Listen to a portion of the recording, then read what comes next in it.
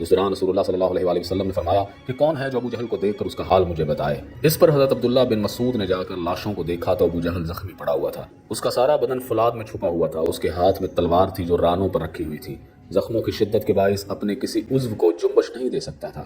سیدنا عبداللہ بن مسعود رضی اللہ تعالیٰ عنہ نے اس کے گردن پر پاؤں رکھا۔ اس عالم میں بھی اس کے تکبر کا عالم یہ تھا کہ حقارت سے بول اٹھا، اے بکریوں کے چرواہے، تو بڑی اونچی اور دشوار جگہ پر چڑھ گیا ہے۔ حضرت عبداللہ بن مسعود فرماتے ہیں کہ میں اپنی کن تلوار سے ابو جہل کے سر پر ضربے لگانے لگا، جس سے تلوار پر اس کے ہاتھ کی گرفت ڈھیلی پڑ گئی۔ میں نے اس سے تلوار کھینچ لی۔ جان کنی کے عالم میں اس نے اپنا سر اٹھایا اور پوچھا، فتح کس کی ہوئی؟